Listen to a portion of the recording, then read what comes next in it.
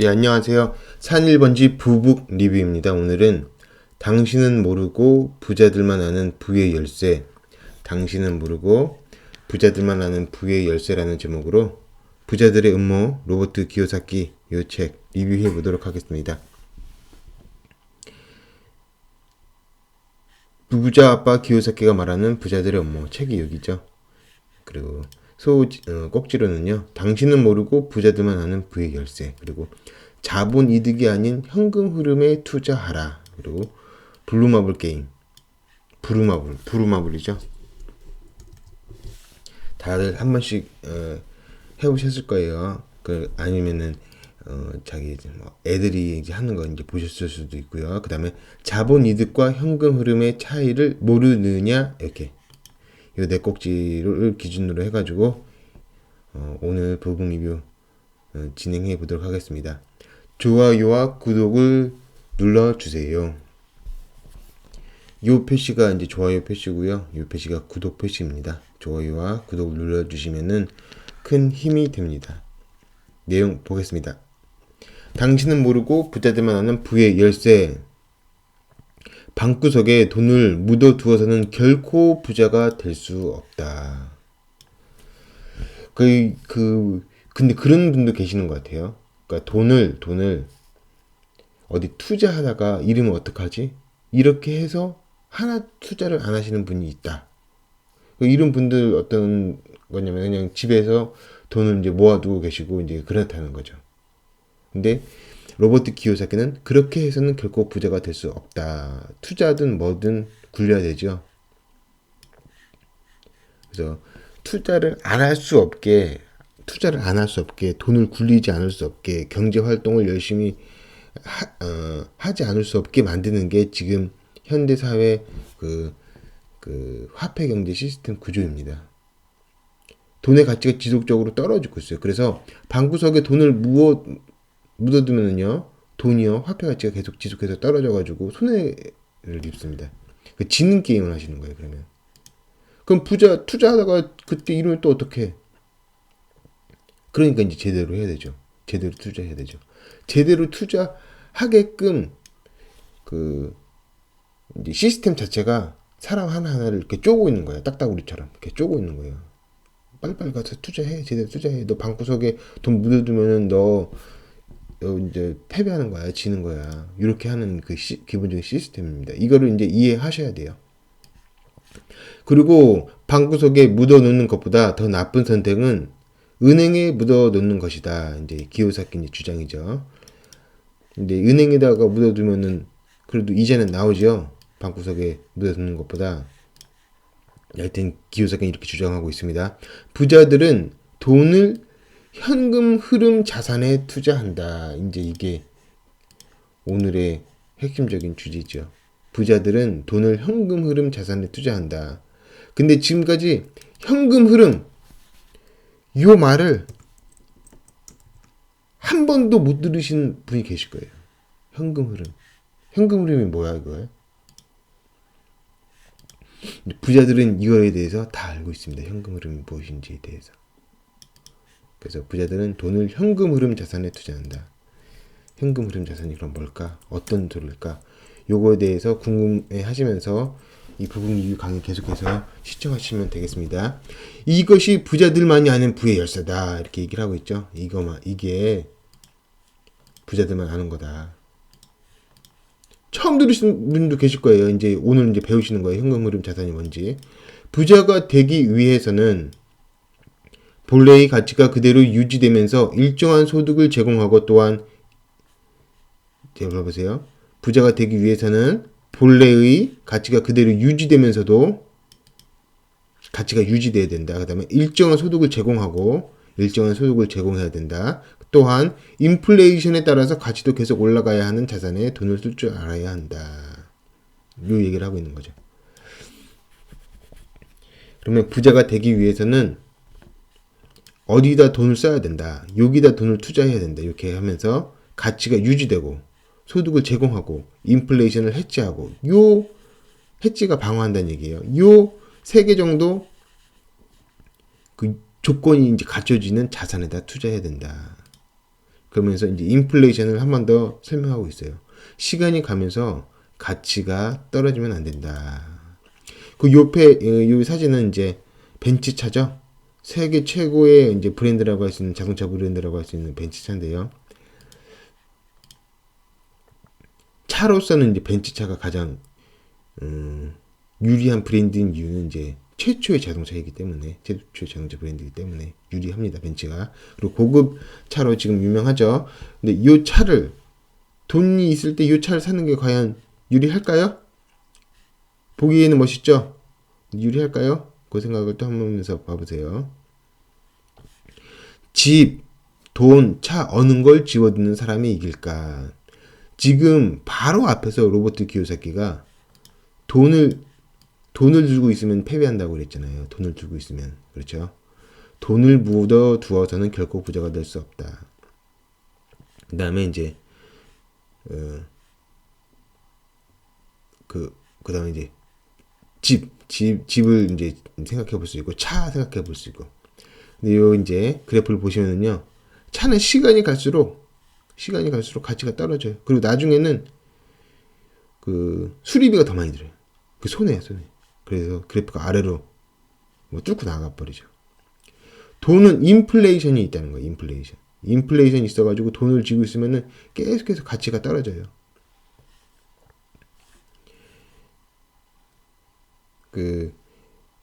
모래놀이 아시죠? 모래놀이 같은 거에서 흙퍼내기 모래놀이라고 해가지고 이제 모래사장 같은 데 꼬마애들이 이렇게 산을 쌓아요, 모래로. 그리고 그 위에 숟가락이나 젓가락이나 아니면 거기 나뭇가지 같은 거 하나를 딱 올려놔요. 그 다음에 옆에서 살짝 퍼갑니다. 그러면서도 나뭇가지가 쓰러지지 않으면 이기는 거예요. 이기는 게 지지 않는 거예요. 그래서 한 명이 쓸어가고, 두 명이 쓸어가고, 세 명이 쓸어가고, 계속 쓸어가죠. 조금씩. 그렇게 돈의 가치는 그렇게 조금씩 사라져 갑니다. 누가 이렇게 자꾸 갖고 가는 거예요. 시스템 자체가 그렇게 갖고 가게 만든 거예요. 돈의 양을 계속해서 양이 돈 많이 찍어내가지고 돈의 가치를 떨어뜨리는 거예요. 그래서 가치가 일정하다고 할 때 돈의 가치는 시간이 갈수록 떨어집니다. 조금씩. 요거는 이제 파란색은 이제 부동산, 집, 투자 대상이 될 수 있는 자산. 이거는 시간이 갈수록 조금씩 가치가 이제 올라가는 거예요. 그래서 시간이 지나가면은 부동산, 집 같은 거는 이제 올라간다. 이게 집 얘기고, 시간이 지나면 가치가 2분의 1로 줄을 수 있고 더 줄어들 수 있는데 줄어든다. 그리고 자동차는 빵원이 된다. 빵원 이하로도 될 수 있죠. 왜냐면은 수리비 더 들고 유지비 더 들고 그러니까. 그래서 보면은 표로 이렇게 정리를 해보면요, 기요사키가 요소를 정리를 하고 있어요. 잘 보세요. 가치가 그대로 유지되고 일정한 소득을 제공하고 인플레이션에 따라갈 수 있는 요 세 가지 요소 있죠. 그걸 보면은 집은 이제 가치가 그래도 유지가 됐죠. 집은. 돈은 가치가 조금씩 떨어지죠. 이거를 이제 이해하셔야 되는 거예요. 그래서 기요사키가 인플레이션이 있기 때문에 가치가 줄어든다. 근데 이제 세모라고 했는데 왜 X라고는 아니냐? X라고 이제 돈 들고 있어도 조금은 떨어지지만 그래도 살짝은 유지한다. 그렇게 볼 수 있으니까 세모라고 하고, 차는 이제 계속 떨어지는 게 확실하고, 소득 제공은 집은 이제 임대를 놓으면은 거기서 이제 임대료가 나오죠. 그 임대료가 현금 흐름입니다.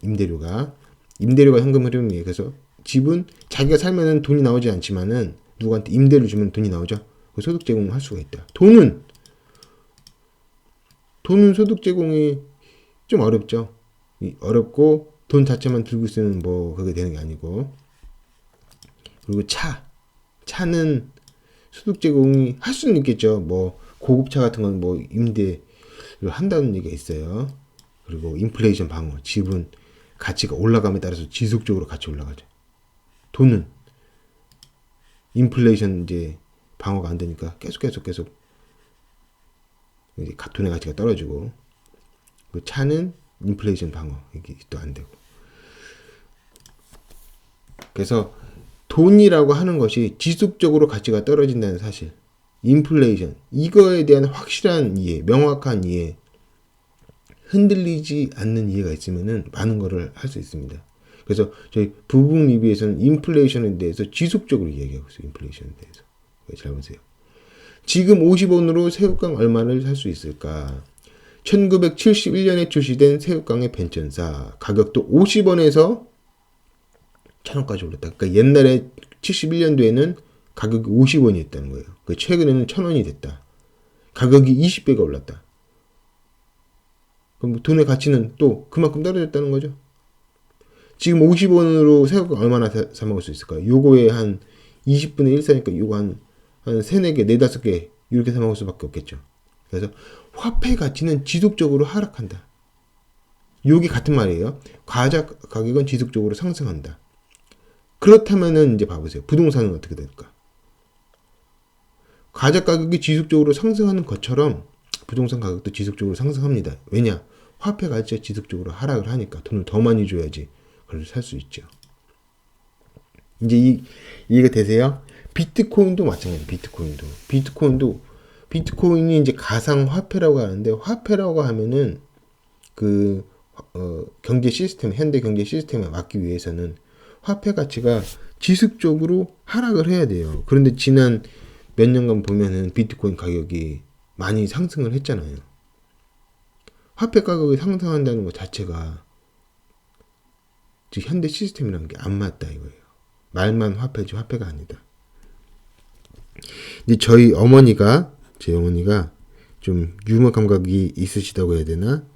그런 게 있는데, 제가 옛날에 이제 대학 입시 때 노량진에 이렇게 있는데, 이제 시험 보기 이제 수능이죠. 시험 보기 전에 오신 거예요. 오셔가지고 밥을 사주셨어요.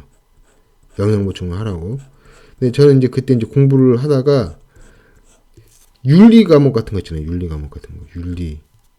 그다음에 사회 과목 있죠. 윤리 사회 과목. 그런데 보면은 공자 맹자 이런 게 나와요. 공자 맹자. 고등학교 때 배우죠. 공자 맹자.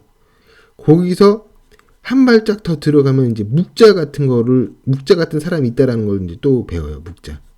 그래서 그때 묵자라는 사람이 있구나. 그래서 저는 이제 좀 놀랐어요. 묵자라는 사람이 있네. 근데 그 묵자라는 사람이 겸해사상을 피우고 있다는 거예요. 겸해사상 이제 이걸로 이제 이 겸해사상이 뭐냐? 이제 이게 기독교의 사랑과 비슷하다. 기독교에서는 사랑을 강조하죠. 내 이웃을 내 몸과 같이 사랑하라. 그래서 묵자의 겸해사상이랑 기독교의 이 사랑이랑 비슷하다라는 이제 얘기를 이제 제가 들었어요. 듣고 나서 그 인상 깊어가지고 머리에 담아두고 있었어요. 근데 이제 어머니 오셔가지고 혹시 이제 어머니도 이 묵자에 대해서 아나? 묵자에 대해서 아나? 이렇게 궁금해가지고 그냥 물어봤어요. 그 어머니 혹시 묵자에 대해서 아세요? 이제 겸해사상을 주장하고 있고 기독교의 사랑과 비슷한 어떤 견해를 갖고 있다고 하는데 묵자에 대해서 들어보셨어요? 이렇게 얘기를 했어요. 그러니까 어머니가 하시는 말이 묵자는 못 들어봤는데 적자는 들어봤다는 거예요. 적자. 그래서 제가 깜짝 놀라가지고 아니 어머니가 공자, 맹자, 묵자보다 이제 한 발짝 더 들어가는 더 자세한 정보 그 정보로 적자라는 사람이 또 있나 보다. 이 사람은 또 무슨 사상을 폈을까? 제가 이랬죠. 그가 갑자기 이제 어머님이 적자는 들어봤어. 적자 흑자 할 때 적자 이러시는 거예요. 그 이제 돈 벌고 돈 잃고 할 때 적자 흑자 있죠. 그 말씀하시는 거예요. 그래서 제가 어이가 없어가지고 한참 웃었는데, 근데 어머님이 이제 그렇게 이제 유머 감각이 있으세요. 근데 그때 보면 뭐냐, 공자나 맹자나 묵자나 송자나 이렇게 막 얘기 있을 때 같은 자자 돌림이라고 하더라도 적자 흑자랑 공자 맹자랑 다르잖아요. 같은 말이 자자 붙었다고 하더라도. 그래서 이름이 그렇다고 하더라도 그 본질이 같은 게 아니라 이거예요. 가상화폐라고 하더라도 그게 화폐라고 말을 누가 붙여놔서 이렇게 된 거지 이게 화폐는 아니라는 거예요. 같은 화폐라고 하더라도. 그럼 사람들이 혼동하고 있잖아요. 그럼 가상화폐 이거를 이제 광고 규제를 해야 된다. 화폐가 아닌데 왜 화폐라고 자기가 칭하고 참칭하고 거짓말 비슷하게 이렇게 하냐. 속이는 거잖아요. 그래서 의사가 아닌 사람이 자기를 의사라고 하고 자기를 의사라고 광고하고 이러면 어떻게 됩니까? 규제 받죠. 변호사가 아닌 사람이 자기가 변호사라고 그러고 이러면 규제 받죠. 뭐 공무원이 아닌 사람이 자기가 무슨 어디 공무원이라고 뭐 얘기하고 다니고 그러면 규제 받죠. 그런 것처럼 화폐가 아닌데 화폐라고 이야기하고 다니고 화폐로 광고하는 그런 회사 규제 받아야 되지 않겠습니까? 그 얘기를 하고 싶고요. 적자 흑자 그 얘기를 해서 이름만 그러니까 그거는 이제 오인운동 있으니까 규제해야 된다. 광고 규제. 여기 얘기를 드리고요. 다음 얘기 가겠습니다. 자본 이득이 아닌 현금 흐름에 투자하라. 이제 이게 요지죠, 요지. 나는 자본 이득이 아닌 현금 흐름에만 투자한다. 예컨대 나의 현금 흐름은 기름값이 떨어지면 약간 떨어진다. 이제 이건 주식 얘기하는 거예요. 지금 자기 주식이 있는데 뭐 석유회사 거기 투자했다고 해요.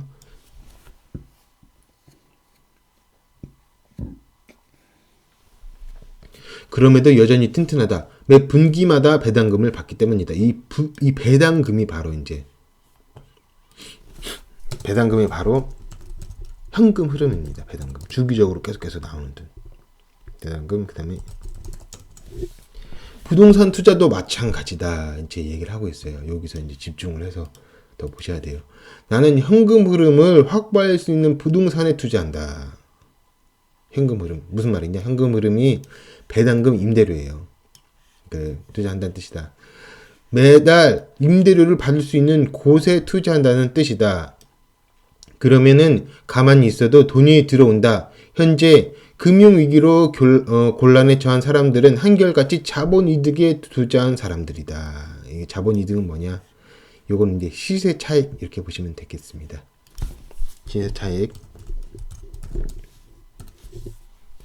다시 말해 가격이 오를 것이라고 기대한 주식이나 그죠? 오를 것이라고 기대해서 사는 거. 부동산 즉 투기자산에 투자한 사람들이 곤란을 겪는 것이다. 그러면서 가격이 오를 것이라고 기대한 주식 부동산 여기에 투자하는 걸 이제 투기라고 표현을 하고 있어요. 기요사키는. 그래서 기요사키가 보는 투기 가격이 오르니까 가격이 올라서 투자하는 거 그거를 이제 투기라고 부르고 자본이득은 이제 시세 차익 노리고 이제 한다는 얘기고 현금 흐름은 배당금과 임대료다. 그래서 Q 비트코인에서는 현금 흐름이 만들어지나요? 묻는 거예요. 잘 보세요. 그래서 나는 현금 흐름을 확보할 수 있는 부동산에 투자한다. 이렇게 돼 있죠. 기요사키가. 그러면은 비트코인은 현금 흐름이 만들어지나요? 이 질문에 답. 없죠. 현금 흐름이 만들어지는 거 아니죠. 시세 차익을 노리고 내가 싸게 사서 뒷사람한테 비싸게 팔아먹자. 요게 비트코인이죠. 비트코인에서 뭐 배당금이 나오거나 임대료가 나오는 거나 그런 건 아니죠. 이건 인정하시죠? 비트코인에서 배당금 나옵니까? 임대료 나옵니까? 아무것도 안 나오죠? 자본 이득을 노리고 비트코인에 들어가는 거지. 현금 흐름을 노리고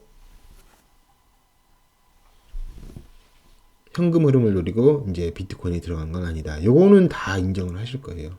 그러면 이 비트코인은 기요사키에 의하면은 여전히 투기 자산이다. 이렇게 되는 거죠. 기요사키가 이렇게 얘기하고 있잖아요. 가격이 오를 것이라고 기대한 주식이나 부동산 투기 자산이다.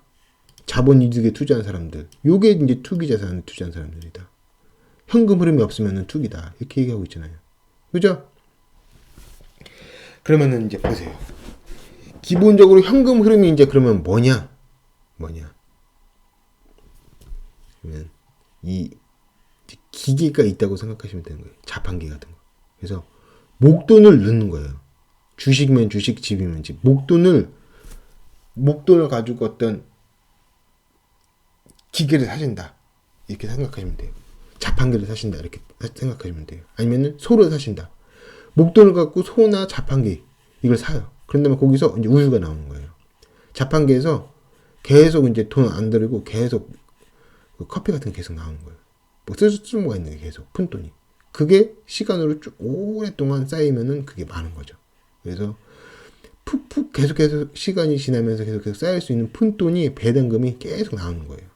이게 기본적인 주식의 투자예요. 투기가 아니라. 이게 현금 흐름이고. 이해가 되세요?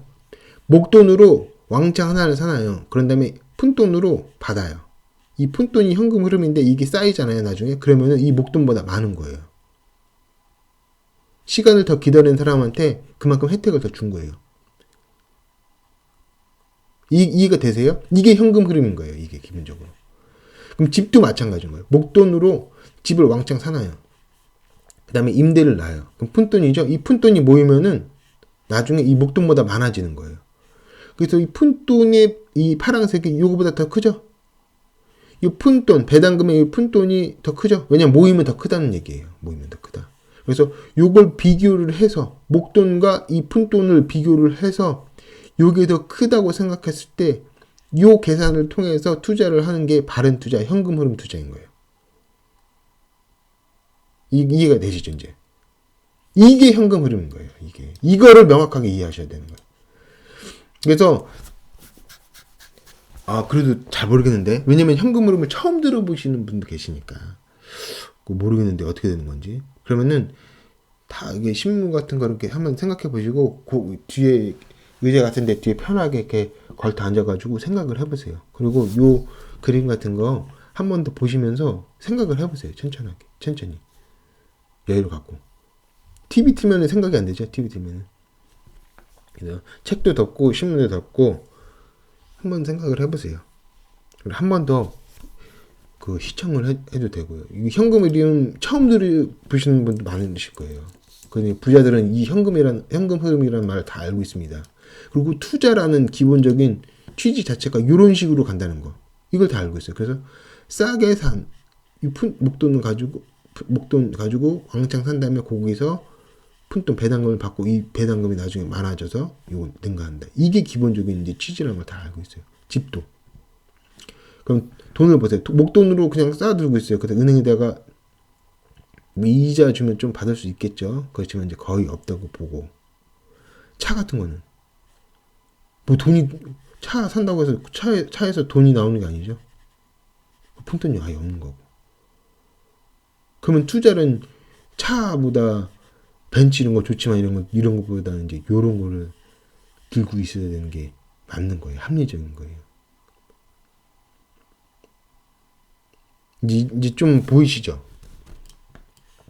그래서 가상화폐 이건 아까 얘기한 거고 요거를 이제 잘 이해해 주시면 좋겠어요. 돈을 들고 있으면 돈에서 돈이 나오는 게 아니에요. 은행에다 갖다 주면은 은행에서 이제 이자를 주는데 그게 이제 인플레이션 치고 뭐 하면은 오히려 약간씩 손해인 거예요. 그래서 투자를 할 수밖에 없게 만들어요. 투자를 하면은 이 현금 흐름이 나오는 것에 투자를 해야 된다. 배당금이나 임대료. 요게 현금 흐름인 거예요.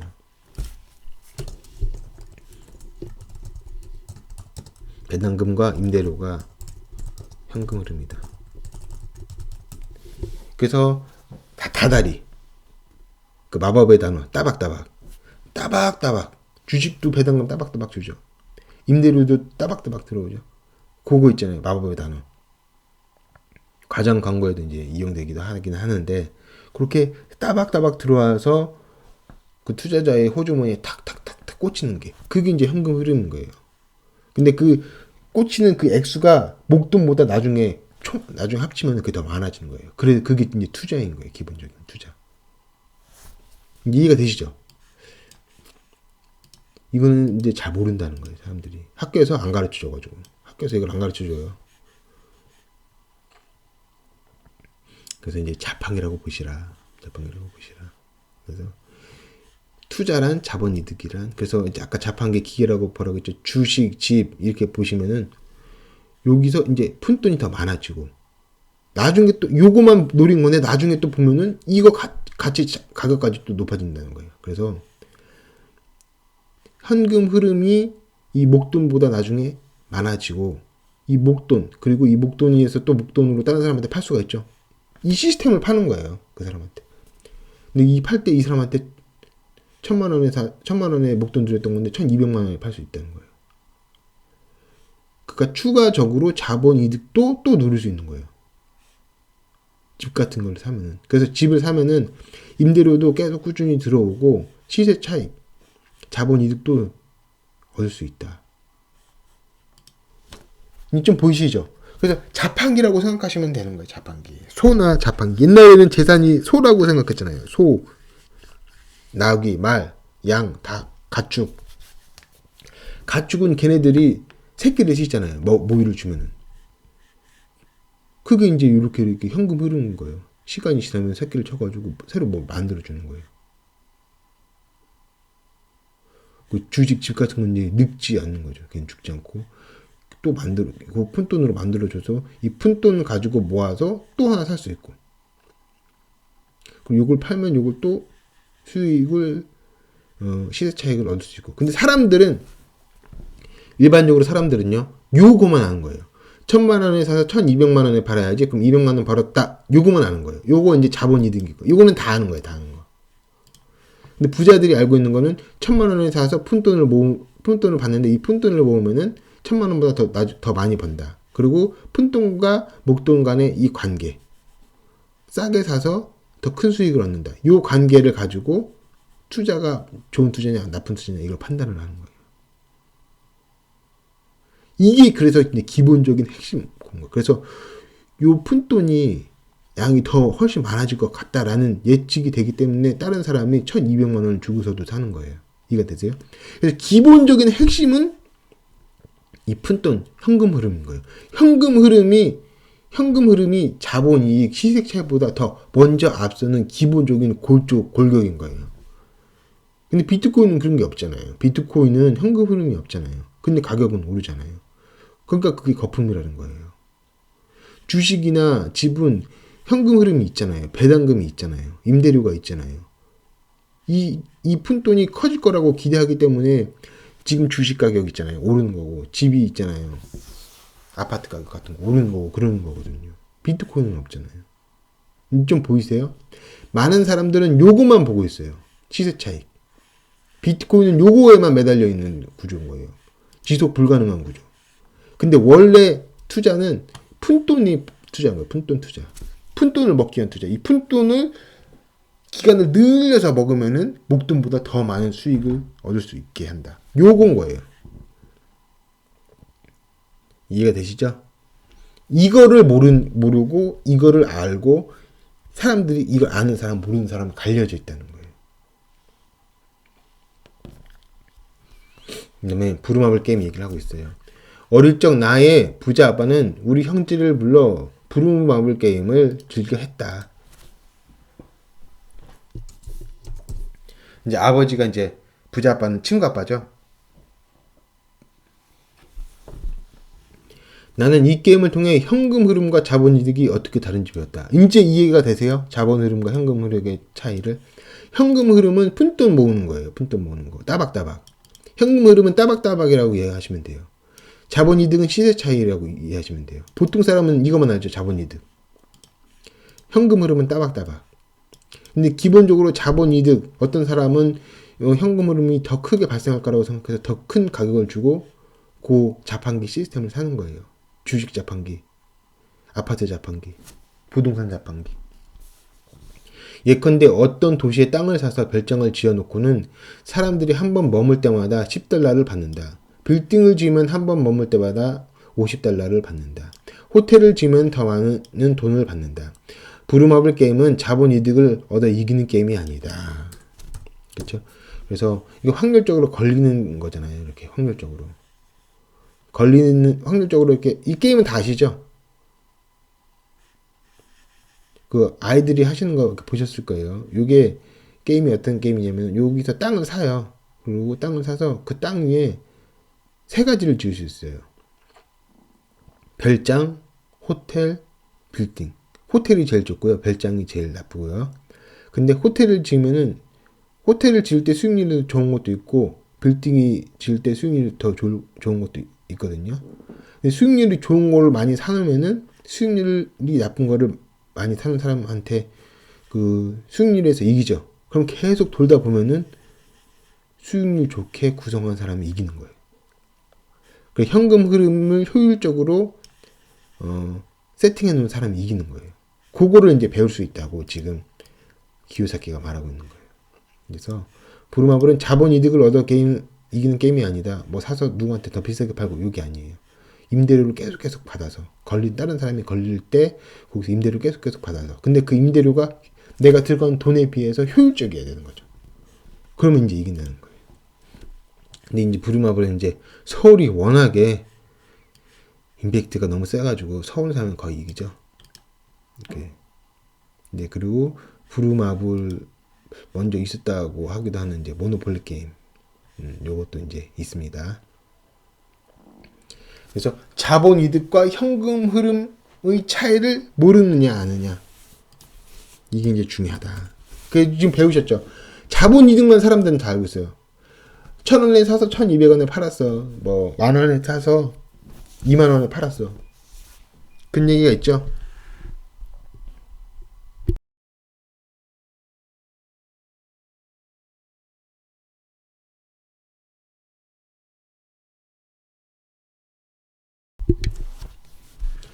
자본 이득과 현금 흐름의 차이를 아느냐 모르느냐 하는 것은 곧 경제적 안정을 누릴 것인지 경제적 공황에서 허우적거릴 것인지 결정하는 기준이 될 수 있다. 이게 핵심이라고 하고 있죠. 기요사키가. 이번에 이제 배우신 거죠. 현금 흐름이랑 이제 자본 이득이랑. 현금 흐름은 아까 그 보셨죠? 그 파란 색깔 그 조금씩 나온다는 거, 임대료, 배당금 같은 거. 자본 이득금은 이제 얼마에 사서 얼마에 판다. 그 얘기. 문제는 이렇게 얘기를 하고 있어요. 문제는 현금 흐름에 투자하기 위해서는 자본 이득에 투자할 때보다 더 많은 금융 지식을 갖춰야 한다는 것이다. 이렇게 이제 부분 리뷰 같은 걸 통해서 들으셔야 한다는 거예요. 아, 이런 얘기가 있구나. 이렇게. 그래야지 현금 흐름이 뭔지에 대해서 이제 지식을 갖춰줄 수 있다. 이렇게 얘기 드릴 수 있겠습니다. 결론은요. 현금 흐름은 이제 부자들만 아는 부의 열쇠. 이제 여러분들도 이제 청취자분들도 이제 아신 거예요. 현금 흐름이 뭐냐. 현금 흐름은 따박따박 배당금. 근데 그게 합치면은 목돈보다 더 많아지는 거예요. 배당금, 임대료, 이게 현금 흐름이다. 따박따박 내 호주머니에 꽂히는 거. 그다음에 이 현금 흐름을 알아야지 부자들만 아는 부의 열쇠다. 이렇게 되는 거고. 그리고 이 자본 이득은 시세 차익이다.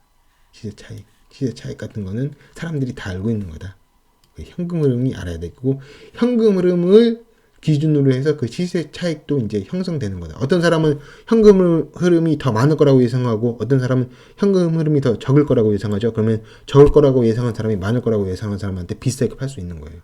그게 기본 고쳐. 그래서 핵심은 현금 흐름이다. 현금 흐름이다. 요거를 이제 배우셨으면 엄청 큰 그걸 배우신 겁니다. 반복해서 청취하시면 좋고요. 다시 한번 정중하게 좋아요와 구독하기를 눌러달라고 부탁드리겠습니다. 눌러주십시오. 큰 도움이 됩니다. 이상입니다. 감사합니다.